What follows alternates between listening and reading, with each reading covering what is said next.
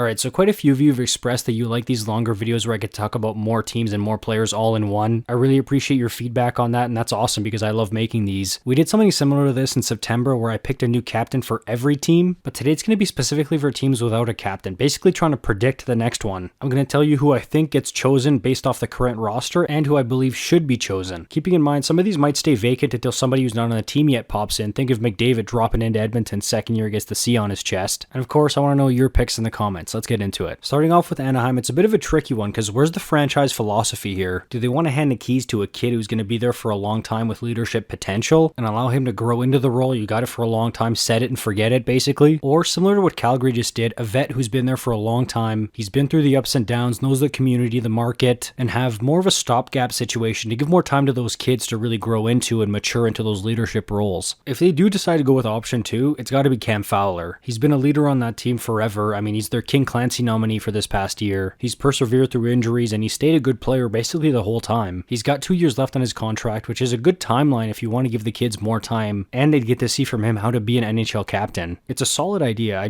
For some reason, I think they're going to go the other route. I think it'll be Mason McTavish. This guy seems to exude that leadership energy. We saw it at the World Juniors, and honestly, since he's been in the league, I know he hasn't put up elite numbers, but he really strikes me as that Ryan O'Reilly type two-way centerman who can really set the tone for the team and honestly just set an example. He's going to be an RFA real soon, but as soon as that gets sorted out, to me, he's the choice. I could definitely see Troy Terry being in the mix here too, big time, but ultimately, I think it goes to McTavish. I think if Fowler was going to be the captain, he would have been named already, but hey, this league never ceases to surprise me, so I guess we never know. So if it was me, especially if it was picked going into this season, I would go with Fowler, but I think the franchise is going to go with McTavish. In Buffalo, I'll be real with you, there's some temptation to pick Alex Tuch. He's from Syracuse, grew up a Sabres fan. He went in there so ecstatic and so proud to be a Sabre, and since he's got there, he seemed to really relish the role of being a leader on that team. Plus, he's still a really good player with a lot of experience. It's tempting, but unlike places like Anaheim, where maybe it's a good thing for the kids to kind of cook a little bit more as leaders, I think Rasmus Dahlin is ready here, man. I mean, he signed that huge deal coming into last season. He's committed to the city and the franchise for 8 more years. He's in the prime of his career as an elite defenseman, and he also definitely seems mature enough to take on that role. I think he's the clear choice here. Honorable mentions to Tuch and to Tage Thompson, but I think 26 is the pick on this one. Oh, Chicago's a really interesting one. Look, I've talked about this a bunch. I brought it up a few videos ago and in the captain video from December. I'm sure you guys are tired of me explaining over and over again why I'm on the Nick Foligno train on this one. I'm gonna Cliff Notes it for you guys like I did for Hamlet in grade 12. Foligno has extensive leadership experience, and it seems like he's already put his foot in the door in that way in Chicago. It also seems like that's a big part of the reason why Kyle Davidson and the crew brought him into Chicago in the first place. Plus, it would give Bedard, who just turned 19 a few days ago by the way, an extra year or two to learn from guys like Foligno and just in general learn how to become a leader in the NHL. Because it's one thing to be a captain in the dub where basically everyone's a teenager, to now being the leader of a team with grown men on it who some of them have been in the league for over a decade and are making millions of dollars with kids and families when he can't even legally go out for pops in the US for another 2 years. And that's not a slight on Bedard. The kid's a rock star. I think he's awesome. I just think it might be beneficial, and there's no issue with putting an A on that jersey, at least for a year or two, instead of the heavy pressure that comes with that C. That being said, I do think they're going to give it to him. Question is, do they give it to him at 19 like they did with Crosby, Taves, McDavid, or do they leave it vacant for 1 more year? Seattle's a puzzling one to me. That's still wild, I find, that Mark Giordano's the first ever captain in Kraken history, even though he only held it for like 4 months. That's going to be a really interesting trivia question answer one day. I thought about Yanni Gourde, but he's a pending UFA and he's 33. Brandon Tanev, Jaden Schwartz, Adam Larson also crossed my mind. Really, to me, it boils down to 3 guys: Vince Dunn, Jared McCann, and Jordan Eberle. I know Eberle's getting up there in age for hockey player standards. Like, you know how there's dog years? Well, there's hockey player years too. Except in beer league, those 55 plus leagues where guys are still zipping around like superstars, I aspire to be even half as good as some of those guys at that age. He did just sign an extension with the Kraken, so he's definitely in the mix here, but I do think it's going to come down to either Dunn or McCann. 2 of the top players for the franchise. They're both in the primes of their careers, basically the sweet spot of having quite a bit of experience in the league, but also having a lot of good years left and being in their athletic primes. Both are signed until 2027. In December, I chose Dunn, but it's definitely more of a toss-up for me right now. I'm actually probably leaning a bit more towards McCann. I think Jared McCann is one of the most underrated players in hockey. I've seen quite a few people gravitate towards Beniers on this one, second overall pick, young, high-flying, high-skilled centerman, probably the future 1C for years to come. But I really think it'll go to one of the more experienced guys who are in that sweet spot of age. For me, the pick here is Jared McCann. I think Tampa's the easiest one on this list. It's Victor Hedman. It should still be Stamkos, but let's not go down that rabbit hole again. We've talked enough about it. I'm not not sure they'll put the C on his chest right away just because the fans still seem pretty upset about how that all went down, and Stamkos is such a legendary figure for that market and means so much to that fan base. Hedman even talked about that in his most recent press conference for his new extension. But even with guys like Point and Kucherov on that roster, I still think it should and will be Victor Hedman. And lastly, for Utah, TJ Ginla. Nah, I'm just kidding. For now anyways, my top 3 would be Lawson Krause, Sean Durzi, and Clayton Keller. Keller I think is a great pick, but similar to Fowler in Anaheim, I mean, OEL's been gone for a while there, and Keller's been the face of the franchise, so if they were going to make him captain, I feel like it would have happened by now. But hey, new city, new market, new fan base, maybe now's the time. My pick here though is Lawson Krause. He just seems like one of those heart and soul type guys. He seems like a great stand-up dude. He's also super well spoken in the media. I was really impressed with how he handled speaking on behalf of the players when that whole situation went down near the end of the season. Also, it seems like he's already a pretty big leader on that team. He's a good player who can score and be physical. He's got years left on his contract, and he's in that sweet spot of age. That's who I would go with, but I wouldn't be surprised if it ends up being Keller. That'll do for this one, guys. Thank you so much for watching. If you want more like this, you know what to do. Like the video, subscribe. They're fun to make. I hope you enjoyed it, and I hope you're having a good summer. I'll see you in the next one. You're awesome.